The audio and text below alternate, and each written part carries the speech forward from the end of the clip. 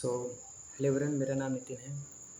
और जैसा कि आपको भी पता है, नीट 2025 ओवर हो चुका है। और मैं फिर एक बार नीट 2026 के लिए तैयार हो चुका हूँ, एक और ड्रॉप के साथ। जैसा कि मतलब ऐसा है, ड्रॉप ले रहा हूँ तो ऑब्वियसली पेपर तो अच्छा नहीं गया। और बहुत सारे रीज़न हैं जिनमें से जो मुझे लगता है कि मेरा प्रिपरेशन नहीं था उस लेवल का, जिस लेवल का एग्ज़ाम आया। और मैं ऐसा फ़ील करता हूँ, अगर पहले जैसा एग्ज़ाम आता, ईज़ी भी आता, तब भी मतलब मैं अच्छा परफ़ॉर्म नहीं कर पाता। सो अभी क्या है, लाइब्रेरी जाना स्टार्ट कर चुका हूँ 26 के लिए। और क्या इस साल मतलब होता है ना, हर साल जब आप शुरू करते हो तो पहले से अपनी एक स्ट्रैटेजी बनाते हो, अपना रूल बनाते हो, प्लेज़ लेते हो कि लास्ट ईयर क्या आपको डिस्ट्रैक्ट की, क्या गलतियाँ आपने की, वो सब दोबारा रिपीट ना हो। तो मैंने भी अपने 2 सालों में भी ये किया, मतलब ये मेरा 3rd ड्रॉप होगा। इससे पहले मैंने अपने 2 ड्रॉप में यही सब किया। और ऑब्वियसली कभी कंप्लीट नहीं किया, जितने भी प्लेज़ लिए, मतलब जो भी प्रॉमिसेस किया कभी नहीं पूरा नहीं किया उसे। इसीलिए आज तीसरा ड्रॉप लेने की बात चल रही है। सो पेपर का लेवल थोड़ा अच्छा आया, पिछले कुछ सालों से तो बहुत अच्छा आया। तो ऐसे देख के बहुत सारे लोगों के मन में मतलब बहुत सारे क्वेश्चन हैं कि कैसा पढ़ना होगा, कितना पढ़ना होगा, किससे पढ़ना होगा। तो ऐसा तो डाउट मेरे मन में भी आ रहा है, बट क्या है कि सही बताऊँ तो इस चीज़ का आंसर आपको खुद से ढूँढना है, किसी से आप पूछ नहीं सकते। पूछने का मतलब आप टीचर से पूछो, कुछ आपके जो सीनियर्स होंगे जो उस एग्ज़ाम को क्रैक किए हों या फिर उस एग्ज़ाम की प्रिपरेशन एटलीस्ट किए हों, आप उनसे ले सकते हो। अ, बट आप रैंडम यूट्यूब पे जाओगे या फिर रैंडम पीपल से पूछोगे तो बहुत सारी बातें मिलेंगी। और मैंने 2 साल से तो शायद वही किया है, घाट-घाट का पानी पी के अपने घर आ गया हूँ। तो मतलब 2025 ऑब्वियसली अच्छा नहीं रहा, इसलिए 2026 के लिए जा रहा हूँ। और पेपर का लेवल अच्छा है तो बहुत सारे लोगों के मन में डाउट होती कि स्टार्ट कहाँ से करेंगे।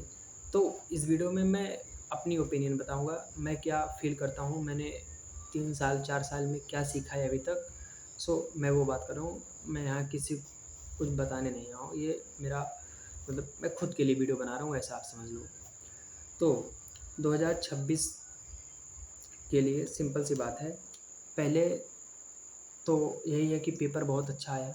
उससे तो मन में बहुत सारे डाउट हो रहे हैं कि किस तरह से पढ़ेंगे, कैसे पढ़ेंगे?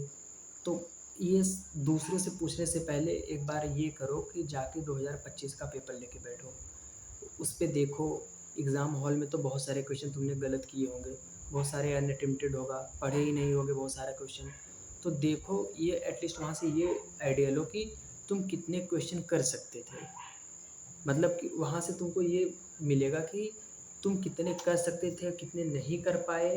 क्या तुमको सच में लगता है कि तुमको 2025 में जो कंटेंट तुम पढ़े हो, उसको अपग्रेड करने की ज़रूरत है? ये तुमको मतलब सही बता रहा हूँ, ये तुमको खुद ही पता करना पड़ेगा। खुद ही जाओ, पेपर उठाओ, देखो फिज़िक्स में बहुत सारे क्वेश्चन अच्छे थे। तो क्या उसमें 30 क्वेश्चन भी ऐसे नहीं थे जो तुम नहीं कर सकते थे? या फिर 30 क्वेश्चन ऐसे थे जो तुमने पढ़ा था, तुम कर सकते थे, बशर्ते थोड़ा-सा प्रैक्टिस और करना चाहिए था। तो ये सब वहाँ से क्लियर होगा। अगर तुम भी सोचो, उस जो एक 2025 का एग्ज़ाम जो बहुत ज़्यादा अच्छा आ गया, उसमें भी तुम 35 क्वेश्चन जो ऐसे थे, जो तुम्हारे नोट्स से थे या फिर तुमने एक बार तो ज़रूर देखा था। बस क्वेश्चन प्रैक्टिस टाइम मैनेजमेंट के इश्यू से तुमने नहीं कर पाया, फिर उनको गलत कर दिया, फिर अनअटेम्प्टेड छोड़ दिया।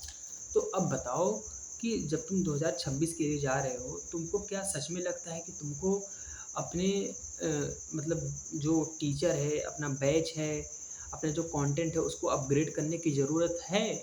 Obviously not. और मतलब हो सकता है, मतलब मैं गलत भी इस पॉइंट पे हो सकता हूँ कि अपग्रेड करने की ज़रूरत क्यों ना हो। लेकिन तुम ये समझो कि बहुत सारे लोगों के मन में आ रहा है कि क्वेश्चन तो एडवांस लेवल का भी आया है, तो अब हमको एडवांस के टीचर से पढ़ना पड़ेगा, एडवांस लेवल का पढ़ना पड़ेगा। मैं ऐसा मानता हूँ वो बिल्कुल गलत है। क्योंकि आप ये समझो ना, आप through out the year basic basic चीज़ें, मतलब पूरे फिजिक्स में 27-28 चैप्टर हैं, जितना भी टॉपिक आपने कवर किया है। अगर आप चाहोगे कि आप उसको, उस बेसिक्स जो आपने पढ़ा है, जो आपने नोट्स बनाए, जो आपने लेक्चर्स देखे हैं, उसको छोड़ के आप चले जाओ एडवांस लेवल पे प्रैक्टिस करो, तो वर्थ इट कहीं से नहीं होगा। क्योंकि ये तो मान लो कि 30 क्वेश्चन रहेंगे तो नीट लेवल के ही, नीट से थोड़ा-सा अच्छा है, मतलब जेईई मेंस के कंपेयर में आ गया, बट स्टिल वो ईज़ी है, वो डूएबल रहता है करने में एज़ कम्पेयर टू जो 10 से 15 क्वेश्चन हार्ड भी आए हैं। और इस साल जिसने भी 30 क्वेश्चन सही किया होगा उसका तो सिलेक्शन होगा ना, मतलब अ, सब बोल रहे हैं कि 100 मार्क्स जो लाया है वो बहुत अच्छा है, 30 क्वेश्चन से 120 मार्क्स आ रहे हैं। तो सोच लो, मतलब 30 क्वेश्चन भी अगर छाँट-छाँट किए होते तो वहाँ पे एक अच्छा मार्क्स बन सकता था। बट इश्यू क्या हुआ? Time management. अब वो 30 क्वेश्चन क्या करने थे ना, आपको पचासों क्वेश्चन, 45 क्वेश्चन में से पढ़ के छाँटने थे। तो वहाँ से मतलब टाइम कम पड़ गया, मेन बात तो यही है। और उसके बाद एडवांस लेवल का पढ़ना है, ऐसा कोई इसका फ़ास्ट एंड फॉरवर्ड कोई आंसर नहीं है। एडवांस लेवल का पढ़ने का मतलब तो मैं नहीं मानता, क्योंकि जो टीचर आपको पढ़ाया है, उसने अच्छे लेवल के क्वेश्चन भी वो कराते हैं, तो उनके डीपीपीज़ होते हैं। उतना प्रैक्टिस करके आप एक डिसेंट स्कोर ला सकते हो। तो ऐसा हौवा बनाने की कोई ज़रूरत नहीं है कि पेपर अच्छा है तो अब एडवांस लेवल का पढ़ना होगा और जेईई के टीचर से पढ़ना होगा, बिल्कुल गलत बात है, ऐसा कुछ नहीं है। 2-4 क्वेश्चन आने से अपना टीचर बदल दो, अपना जो रूट है फ़ॉलो कर रहे हो वो बदल दो, ये अच्छा नहीं है मेरे ख़्याल से। और उसके बाद भी, क्योंकि मतलब सिंपल सी बात है यार, 30 क्वेश्चन तो आ ही रहे हैं ना, जहाँ से आने चाहिए थे, तुम्हारे नोट से ही तो आ रहे हैं ना।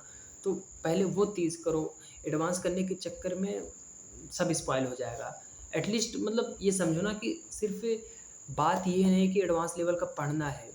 मान लो अभी साल के शुरू में हर कोई पॉज़िटिव होता है प्रिपरेशन को लेके। इस टाइम तुम पढ़ लोगे, तुमको मैं 2 चैप्टर यहाँ से रोटेशन तक जाके तुम बहुत अच्छे लेवल का पढ़ोगे।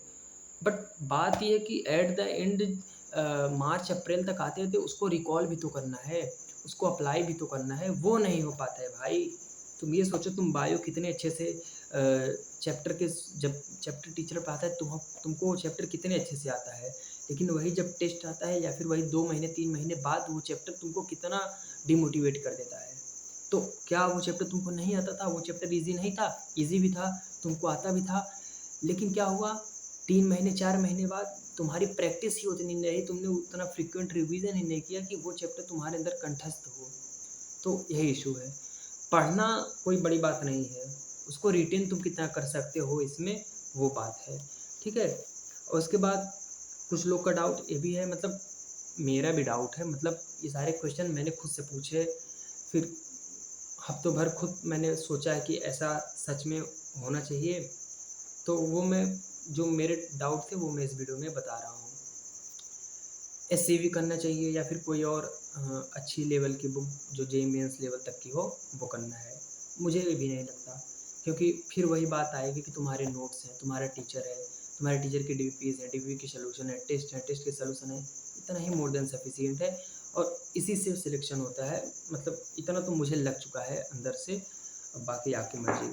और उसके बाद टेस्ट सीरीज कैसा लेना चाहिए, ये एक इम्पॉर्टेंट टॉपिक है और इस पे बहुत सारे लोगों के अलग-अलग व्यूज़ हो सकते हैं। कुछ लोग का मानना है जब 2025 का पेपर कठिन आया है तो एक ऐसा टेस्ट सीरीज़ लो जो अच्छे लेवल का क्वेश्चन दे, थोड़े मतलब मॉडरेट से हार्ड की तरफ शिफ्ट हो लेवल टेस्ट का। तो ठीक है, मैं इस बात से एग्री करता हूँ, लेकिन ये भी सोचो कि तुम क्या पता साल भर एक अच्छे लेवल के क्वेश्चन की प्रैक्टिस कर रहे हो, बट अगर एग्ज़ाम में आसान क्वेश्चन आ गया, मतलब मान लो क्या पता, एनटीए का तो कोई भरोसा नहीं है, क्या पता 2024 2023 जैसा फिर शिफ्ट हुआ पेपर, तो वहाँ पे तुम्हारी एक्यूरेसी कम हो सकती है और हाई चांस है कि जब तुम एक अच्छे लेवल का क्वेश्चन प्रैक्टिस करते हो तो ईज़ी क्वेश्चन में तुम गलतियाँ कर देते हो। तो इसके लिए एक अच्छी टेस्ट सीरीज़ लो, नो डाउट मैं भी रिकमेंड करूँगा, मैं शायद खुद लूँ या फिर दूँगा। तो 2 टेस्ट सीरीज़ एटलीस्ट देना चाहिए। अगर 2 जॉइन कर सकते हो, अफ़ोर्ड कर सकते हो तो 2 जॉइन करो या फिर 1 ही जॉइन कर सकते हो तो 1 जॉइन करो, 1 खुद बैठ के घर पे दो। एक ऐसी टेस्ट सीरीज़ होनी चाहिए जो अच्छे लेवल का हो और एक ऐसा हो जो थोड़ा-सा ईज़ी साइड में हो। जैसे मतलब मैं बताऊँ तो जैसे नीट प्रेप का टेस्ट सीरीज़ हो गया, थोड़ा वाहिवाद होता है बट डिफ़िकल्ट थोड़ा होता है, मॉडरेट से डिफ़िकल्ट साइड में होता है। एलएन का हो गया, तो ये थोड़े अच्छे लेवल के टेस्ट होते हैं, नारायणा का भी हो गया। तो और ये भी टेस्ट जो तुम दे रहे हो वेल एंड गुड, लेकिन उसके साथ तुम थोड़ा ईज़ी भी टेस्ट दोगे ना तो तुम्हारा मेंटेन रहेगा, मतलब तुम दोनों सिनेरियो के लिए तैयार रहोगे। डिफ़िकल्ट पेपर आया तो भी तुम रेडी हो थोड़ा-सा, ईज़ी आया तब भी तुम रेडी हो, तो ये हो गया। और उसके बाद मतलब साल के शुरू में अप्रोच क्या होनी चाहिए फिज़िक्स को पढ़ने की, केमिस्ट्री को पढ़ने की, बायोलॉजी को पढ़ने की। देखो, ये बात तो सच है कि ऐसा नहीं है कि तुम जेईई एडवांस लेवल का पढ़ के जेईई के टीचर से पढ़ के तुम फोड़ दोगे अगले साल फिज़िक्स, ऐसा बिल्कुल नहीं होने वाला है। सिलेक्शन पहले जैसे होते थे वैसे अब भी होंगे, बस थोड़ा-सा कट ऑफ कम आएगा। और फिज़िक्स में मतलब वही अगर हाँ, मतलब ये भी डाउट है कि लास्ट ईयर हमने सारे नोट्स देखे हैं, सारे लेक्चर्स देखे हैं, नोट्स बनाए हैं, कुछ लोग डीपीपी किए होंगे, कुछ लोग नहीं किए होंगे। ओवरऑल मतलब मैं प्रैक्टिस की बात कर रहा हूँ, प्रैक्टिस थोड़ी कम रही होगी। तो जिनका प्रैक्टिस कम रहा होगा, उनके मन में ये आता है कि मैंने तो लेक्चर देख लिए हैं सारे, नोट्स देख लिए हैं, मैं सीधा क्वेश्चन प्रैक्टिस करूँगा और ढेर सारा क्वेश्चन साल भर लगाऊँगा। मेरे भाई ये सब बिल्कुल नहीं होता है। ऐसा आइडियल सिचुएशन आएगा ही नहीं कि तुम साल भर कंसिस्टेंट होके सिर्फ़ और सिर्फ़ क्वेश्चन कर रहे हो। देखो, लेक्चर आई थिंक ले लेना चाहिए। एटलीस्ट फिज़िक्स केमिस्ट्री की बात कर रहे हैं यार। फिज़िक्स में तो हो सकता है कुछ चैप्टर तुमको आसान लगे, लाइक ग्रेविटेशन हो गया और मतलब मॉडर्न हो गया। सबके अपने-अपने व्यूज़ हैं, किसको कौन सा चैप्टर ईज़ी लगता है, किसी को ऑप्टिक्स ईज़ी लगता है। मुझे तो ऑप्टिक्स थोड़ा अच्छा मतलब डिफ़िकल्ट लगता था, बट इस साल कुछ ईज़ी हुआ है मेरे लिए, तो ये हो सकता है। तो जिसमें तुमको अच्छा कॉन्फिडेंस हो, जिसमें तुमने शॉर्ट नोट्स ऑलरेडी बना के रखे हों, तुमने ठीक-ठाक क्वेश्चन भी प्रैक्टिस किया हो, तुम्हें लगता है कि मैं थोड़ा-सा एक बार गो थ्रू हो जाऊँगा तो मेरा चैप्टर तैयार हो जाएगा, तो तुम वहाँ लेक्चर मत देखो। लेकिन मुझे लगता है कि मेजॉरिटी पार्ट में तुमको लेक्चर देख लेना चाहिए, क्योंकि उससे ना कॉन्सेप्ट रिकॉल होता है। तुम ईज़ी चीज़ भी जो पढ़े रहते हो वो भी रिकॉल होता है। हाँ, तुमको उतना ज़्यादा टाइम नहीं लगेगा, क्योंकि तुम सीधा लेक्चर देख के तुमको नोट्स नहीं बनाना होगा, तुमको पीडीएफ स्क्रॉल करके उसको देखना नहीं होगा, तो तुम सीधा क्वेश्चन प्रैक्टिस पे कूद सकते हो। वहाँ पे तुम्हारा थोड़ा-सा टाइम सेव होगा, बट अगर तुमको ऐसा लगता है तुम लेक्चर का टाइम बचा के तुम क्वेश्चन प्रैक्टिस में दे के बहुत ज़्यादा क्वेश्चन प्रैक्टिस कर लोगे, तो ऐसा बिल्कुल नहीं होने वाला है, याद रखना। और केमिस्ट्री में 3 पार्ट हैं, इनऑर्गेनिक, ऑर्गेनिक और फिज़िकल। तो देखो, फिज़िकल के लिए थोड़ा-सा अप्रोच फिज़िक्स जैसा ही होना चाहिए, और ऑर्गेनिक, इनऑर्गेनिक के लिए बिल्कुल अपने टीचरों को फ़ॉलो करो। तुमने लास्ट टाइम लेक्चर देखे हैं, बिल्कुल देखें। तुमने नोट्स बनाए, बिल्कुल नोट्स बनाए हैं। क्या तुम्हें फिर लेक्चर देखना चाहिए? मेरे ख़्याल से तो ज़रूर देखना चाहिए, क्योंकि ऑर्गेनिक, इनऑर्गेनिक में क्वेश्चन तो मतलब जो टीचर पढ़ाता है उसी कॉन्सेप्ट से आते हैं। ऐसा नहीं है कि तुम ऑर्गेनिक में बहुत सारा क्वेश्चन प्रैक्टिस करोगे तो तुम्हारा ऑर्गेनिक स्ट्रॉन्ग होगा।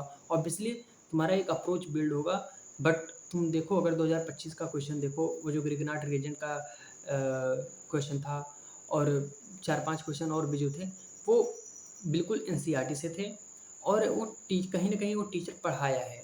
तो ऐसा नहीं है कि तुम ज़्यादा क्वेश्चन प्रैक्टिस करके उस टीचर के कंटेंट को कंपनसेट कर लोगे। कर सकते हो ऑब्वियसली, लेकिन मुझे लगता है कि लेक्चर देखना, ऑर्गेनिक, इनऑर्गेनिक में लेक्चर देखना एक सेफ साइड है, क्योंकि तुम्हारे बेसिक से अच्छे लेवल तक के कॉन्सेप्ट रिकॉल हो जाते हैं, अच्छे से रिवीजन हो जाता है, और तुम उसमें से थोड़ा-सा पीवाईक्यू और कुछ जेईई मेंस के क्वेश्चन डीपीपीएस करके एक अच्छे लेवल तक का अचीव कर सकते हो। फिजिकल केमिस्ट्री में तुमको लेक्चर देख लेने चाहिए। लेक्चर के साथ-साथ तुमको एक, अगर तुम्हारे पास किसी कोचिंग का मॉड्यूल वगैरह है, या फिर कोई स्टैंडर्ड बुक वगैरह है, तो वो फ़ॉलो करो। और अगर तुम्हारे पास मॉड्यूल नहीं है, तुमको एक स्टैंडर्ड बुक ले लेना चाहिए, लाइक नरेंद्र अवस्थी, और 2-3 बुक और मार्केट में चलती हैं। ये एक नीट जेईई के लिए एक अच्छी लेवल की बुक होती हैं, और इनमें नंबर ऑफ क्वेश्चन ठीक-ठाक होते हैं। मतलब अभी मैंने एन अवस्थी का पीडीएफ देख रहा था, तो उसमें हर चैप्टर में 250 से 300 क्वेश्चन थे, और वो ऐसा नहीं कि क्वेश्चन बहुत अलग हैं। वो क्वेश्चन कहीं न कहीं तुम अपने क्लास टीचर को कराते देखोगे, अपने डीपीपी देखोगे, और उसमें से कई क्वेश्चन थ्योरेटिकल होते हैं, तो ओवरऑल वो तुम्हारे चैप्टर के ना एक अच्छे लेवल तक को तैयार कर देता है, और वो मुझे बढ़िया लगा, और मैं पूरा ट्राई करूँगा कि मैं फिज़िकल केमिस्ट्री के लिए पूरा एन अवस्थी को फ़ॉलो करूँ। अभी तक तो पूरा मूड ऐसा ही है। उसके बाद क्या मैं बायोलॉजी में एडवांस लेवल का पढ़ लूँ? तो देखिए, एज़ सच कोई एडवांस लेवल का मतलब मैं बोलूँ कि बायोलॉजी में एडवांस लेवल का कुछ होता नहीं है भाई।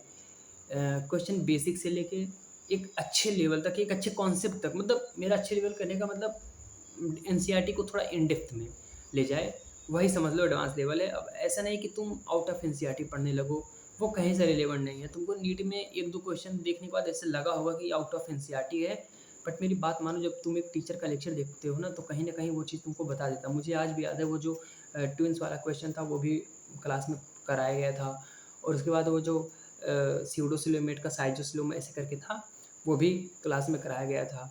तो वो आउट बिल्कुल एनसीईआरटी के आउट नहीं थे, थोड़ा-सा एनसीईआरटी से रिलेट करते थे, और उतना टीचर ज़रूर बताता है। तो इसीलिए अब यहाँ पे ये भी बात आती है कि टीचर बताता है तो मतलब क्या बायोलॉजी के लेक्चर देखने हैं? तो कुछ चैप्टर के तुम ज़रूर देख सकते हो और कुछ को तुम स्किप कर सकते हो। लाइक वो रिलेटिव डिफरेंस बताता है कि जैसे कि क्या पता आपको एनिमल किंगडम अच्छा लगता हो, क्या पता आपको diversity in the living world difficult लगता हो। तो अब यहाँ पे बहुत सारे डाउट आते होंगे कि बायो से अच्छा क्वेश्चन बनाएगा तो मेरे से गलत होगा, मेरे नहीं गलत होगा, मतलब गलत हो सकता है। मतलब मेरे कहने का मतलब समझो कि अ, तुम चाहते हो कि तुम फिर से लेक्चर लेके तुम बहुत एडवांस लेवल का पढ़ोगे। कितना एडवांस पढ़ोगे? एनसीईआरटी के बाहर पढ़ोगे तो वो तो रिलेवेंट हो गया। अब तुम एनसीईआरटी के अंदर का पढ़ोगे। अगर कोई अच्छा क्वेश्चन बनता है, लेट्स सपोज़ मॉर्फोलॉजी से एनिमल किंगडम से कोई अच्छा क्वेश्चन बनता है, तो वो क्या बनेगा? यही कि अ, फीचर देके किंगडम फाइलम पूछ लेगा, फीचर देके एग्ज़ाम्पल पूछ लेगा, फिर एग्ज़ाम्पल देके फाइलम पूछ लेगा।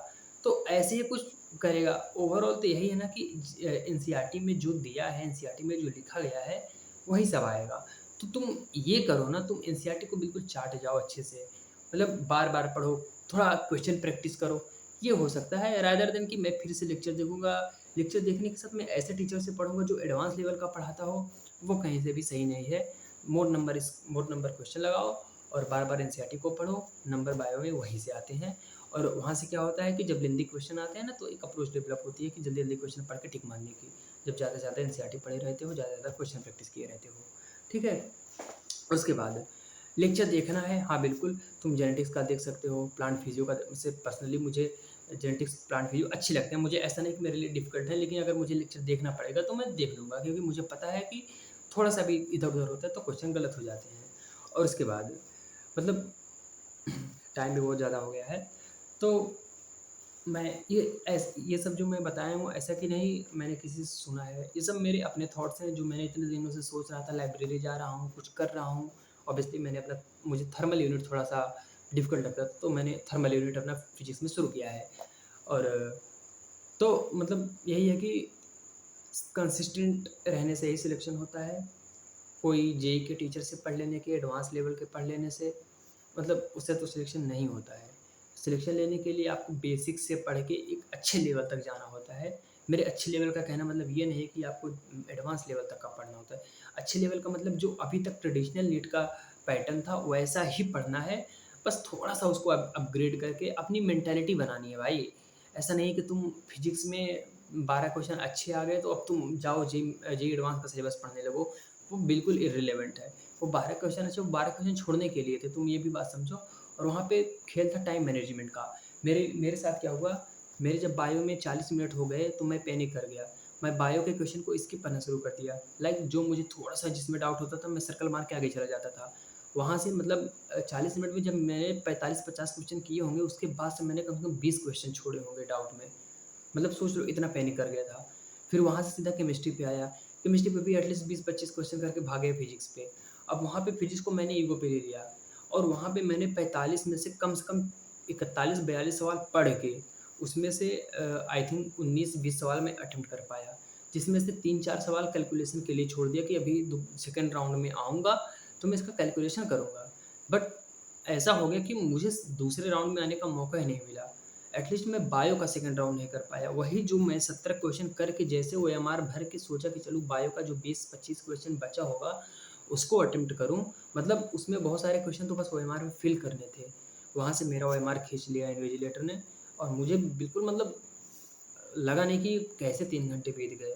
अब मैंने ब्लंडर बहुत सारा किया कि घड़ी थोड़ा मतलब मेरे एग्ज़ैक्ट सामने नहीं थी, थोड़ा-सा साइड में थी, और उसमें एक्चुअली टाइम ना 24 आवर वाला चल रहा था। जैसे 16:20 जब हो रहा था तो मैंने देखा 16:20 हो रहा है, पर मैं अपने माइंड को 10 सेकंड के लिए शांत करके ये नहीं सोच पाया कि 16:20 का मतलब एक्चुअली क्या है, 4:20 हो रहा है कि 3:20 हो रहा है। मैं मतलब पता नहीं क्या था यार कि टाइम देख के मैं फिर फिज़िक्स ही कर रहा हूँ। अगर वहाँ से मैं फिज़िक्स से मूव ऑन करके केमिस्ट्री और बायो पे आ जाता तो मेरे शायद 70-80 मार्क्स बढ़ सकते थे। बट जो भी हुआ, और इसीलिए मतलब मन भी नहीं है कि नंबर कैलकुलेट करूँ, बताया भी नहीं नंबर आपको। तो यही सब है, और मतलब मेरा 3 ड्रॉप हो गया है, मतलब 3 अटेम्प्ट दे चुका हूँ, ये चौथा अटेम्प्ट होगा। तो मतलब लगा नहीं भाई, मतलब कहाँ शुरू 2023 का सपना देखते-देखते 24, 25, 26 कब आ गया पता ही नहीं चला। और आई होप इस साल मैंने जितने भी कमिटमेंट किए हैं वो मैं पूरा कर सकूँ, और मैं प्रॉमिस करता हूँ अपने आप से कि एक जो हैबिट होती है, एक मतलब प्रिपरेशन को एक ना रिस्पॉन्सिबिलिटी की तरह लेना होगा। लाइक ऐसा नहीं कि कोई तुमको कहेगा तभी तुम पढ़ोगे, किसी को देख के मोटिवेट होके पढ़ोगे, मतलब ऐसा तो नहीं है। ऐसे अगर होता भी होगा तो सिलेक्शन तो नहीं होने वाला है। एक रिस्पॉन्सिबिलिटी की तरह लेना है कि सुबह जल्दी उठो, मतलब एक अपने रेगुलर टाइम पे उठो, जाओ लाइब्रेरी, आओ पढ़ो, टेस्ट दो, यही सब करो। तो वही जो ट्रेडिशनल मेथड थे सिलेक्शन तो उसी से होने वाला है, इतना तो मुझे पता चल गया है। कुछ अलग करके, कुछ नया करके सिलेक्शन नहीं होता है, और किसी का हुआ भी नहीं है। So that's all for today. मतलब इसमें मैंने अपने एक्सपीरियंस बताया है, तो किसी को बुरा लगे तो आई एम सॉरी यार। मैं कोई भगवान नहीं हूँ, मेरा जो कहा सही होगा। सो जो अभी तक 3-4 साल में सीखा हूँ वही बस बताया हूँ। सो ठीक है, चलते अप्लाई करते रहिए। Bye bye.